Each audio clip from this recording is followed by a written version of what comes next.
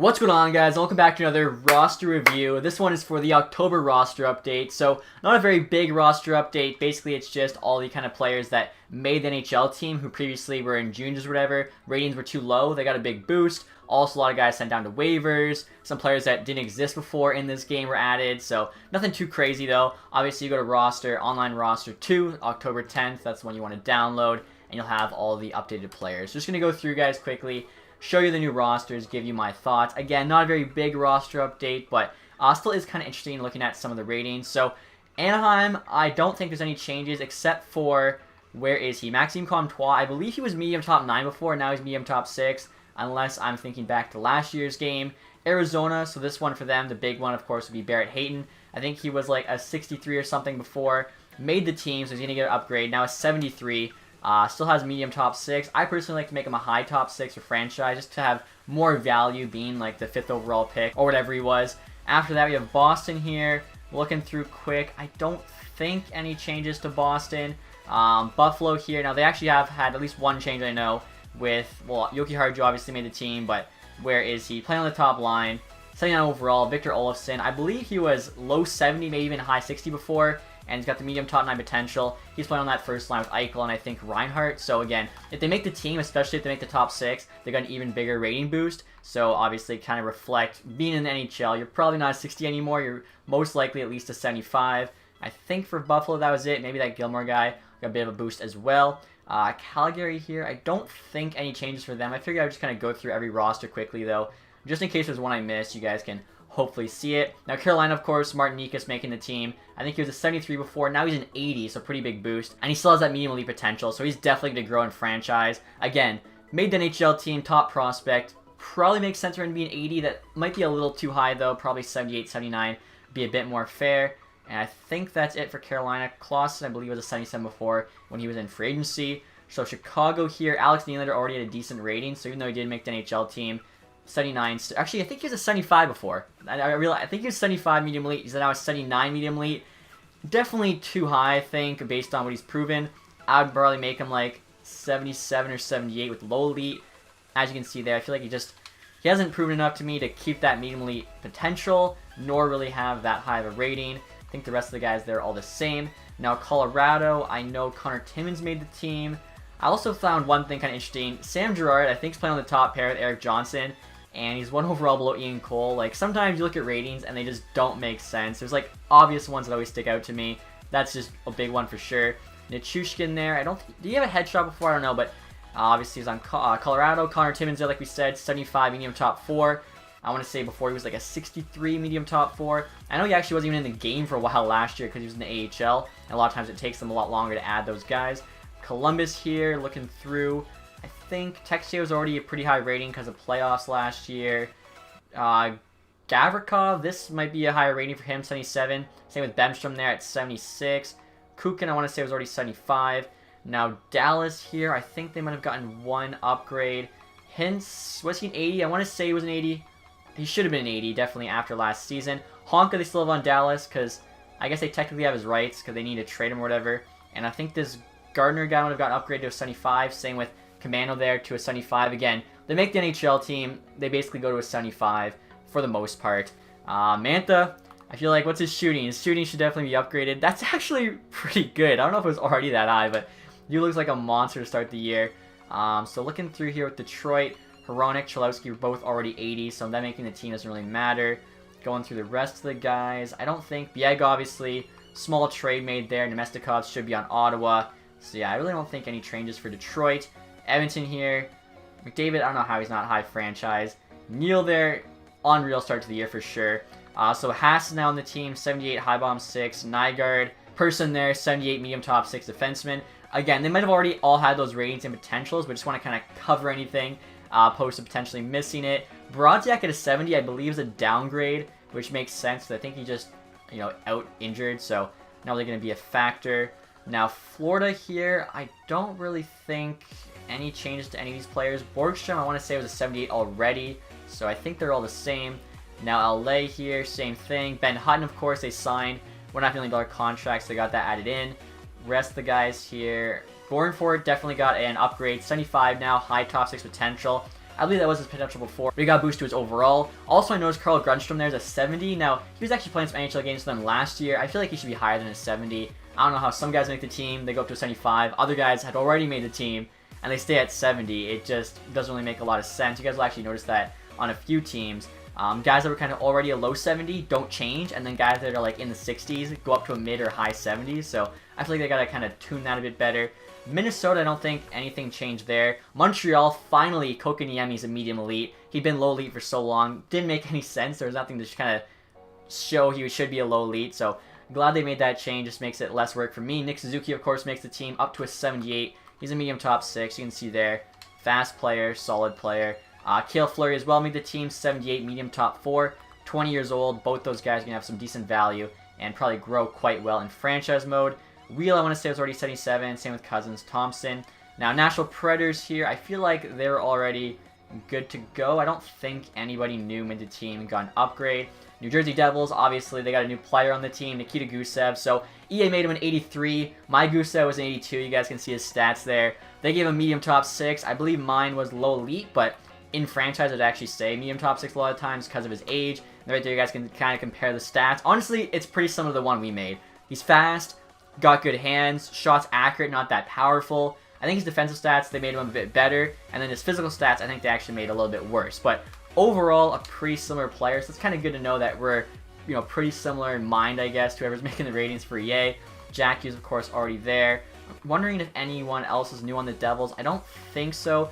Just for Bachfist, 78. I think that's an upgrade for him. I believe he was like a 65 before. Medium top 6 as well. Rooney, I think, was already a 72. Now, the New York Islanders, they had no Dobson make the team, so he got a big upgrade. Look at the rest of the guys there. I think that's it. Bolvier, I want to say, was already an 80. He's probably a bit higher than that, to be honest. And where is he? Yeah, no Dobson, 78, and a high top 4 as well. Really like the high top 4. I know before he had medium top 4, and I usually boost him up, just kind of reflect his higher draft rating. Dalcall there, 75. I think he was a 72. And I usually like making him a low top 6 opposed to medium top 9. I think it kind of just reflects better on where he's at as a player. Rangers here, so they actually got a couple new players added to the team. Kakko, of course, is being transferred from the Finnish team. Adam Fox. Now, this is a big rating for Adam Fox. 81 overall, medium top 4. The guy's got like 2 NHL games played. Obviously, 21. He played a few years in college. I think this is way too high for him. I believe my Adam Fox is rated 75. You can kind of compare the stats here.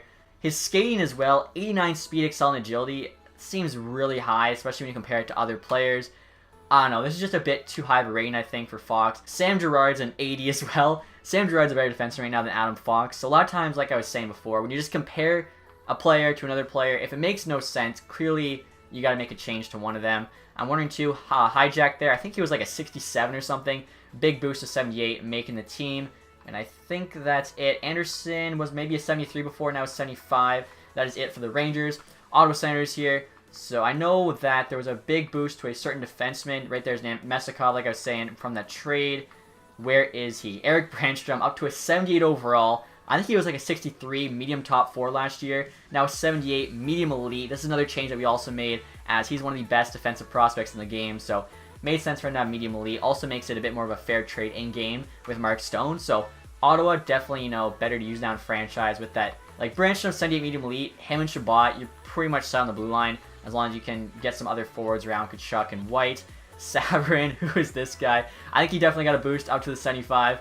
Gotta love that. Next year, the Philadelphia Flyers. I think for them, I'm wondering actually if they got any new players on their team. I'm not quite aware of every single, you know, roster. I believe these two guys, if you ever see some guys you don't really recognize at 75, it means they probably got a boost, because that's kind of like their minimum there for an NHL player.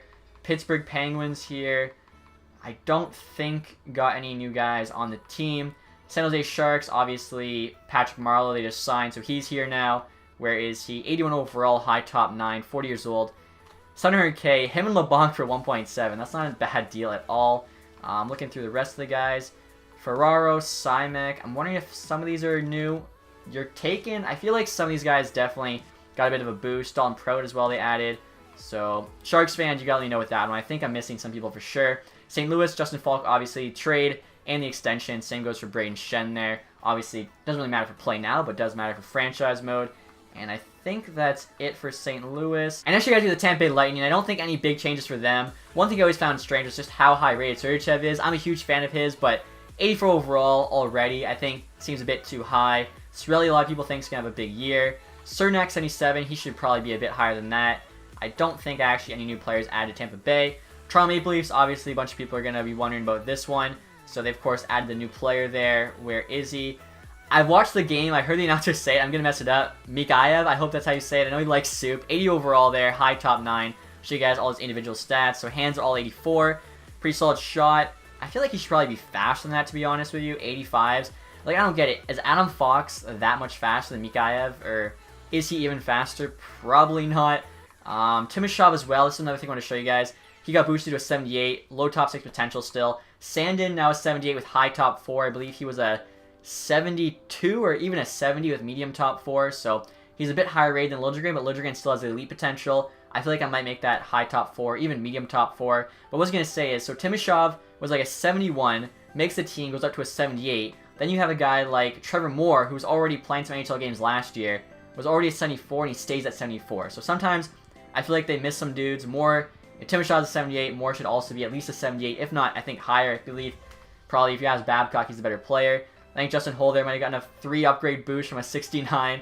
That's about it. So Canucks here, Bo Horvat, obviously wearing the C now. Actually, before I forget too, they changed Matthew's face. He's now got the stash in game.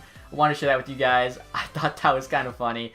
I'm not sure what I think about that one though. So Canucks here, like I was saying, Quinn Hughes 80 I think is pretty fair when you compare it to Fox is already an 81. I don't quite get that. Looking through all the Canucks there, I feel like they were already that rating and stuff. Obviously, Barch is now down in the AHL, same with Godolbin.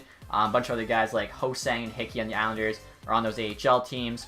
So Vegas next, I think they're all good. Or actually, no, Cody Glass got a big upgrade, making the team. Now an 80 overall and high top 6. I think he was 73 in high top 6, so that's huge for franchise. I mean, even for play now, really, that gives you a top 9 forward.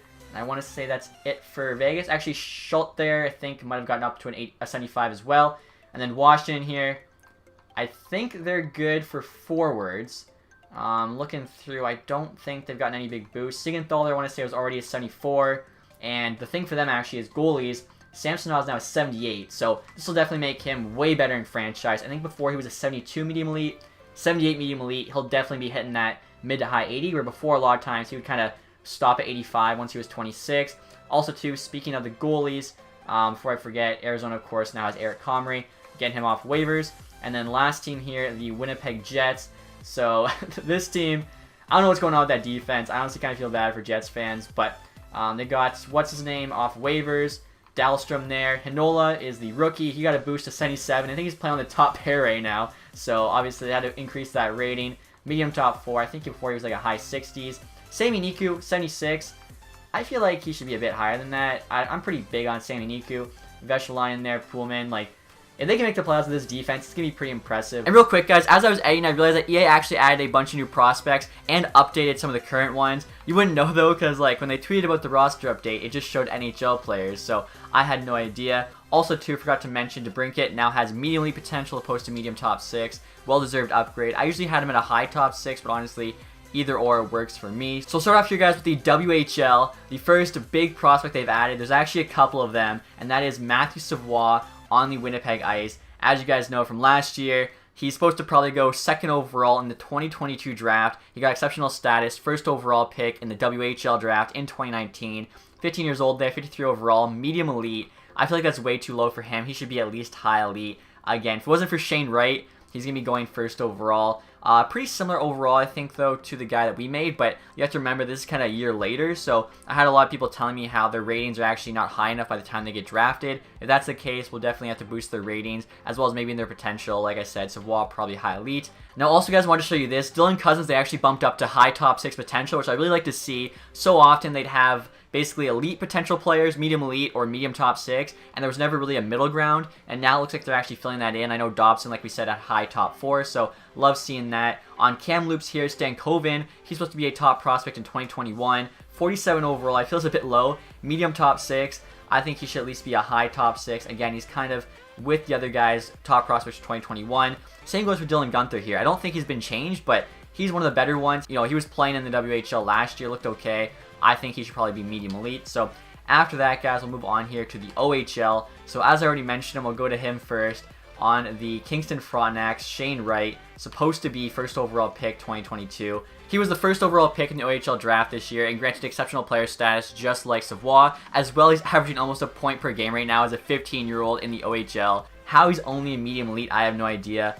I'm honestly going to bump him up to franchise, I think, and if his overall is too low, they're not getting high enough out of the draft, they should be at least low 80s if they're going first, second overall. We'll bump up that rating as well. Looks to be pretty similar stats there to Savoie. Now on top of this, they actually added another prospect. This is a 2021 prospect, Brent Clark. 16 years old there, 50 overall, medium elite. So like I was saying, I feel like Guenther is definitely underrated at medium top 6 because I'm pretty sure he's a better prospect than Clark here, who got that medium elite. Also guys, Brennan Othmann here is another top prospect in the 2021 draft. Only medium top 9 and 52 overall. That's straight disrespect. We got to bump him to at least a medium top 6. Again, it's a couple years out, but any of the guys that are in that conversation need to be at least medium top 6, and the ones that are kind of higher status should definitely be medium elite. And there's only one new top prospect added in the QMJHL, guys, and that's Joshua Waugh. As you can see, he's got high top 6 potential. Now on Mannheim, obviously Sider went 6th overall last year. They have another top prospect now, Tim Stutzel there, 17, 62 overall, medium elite. He's going to be in the 2020 draft. And finally here in Liga, I want to show you guys a couple changes to Karpat.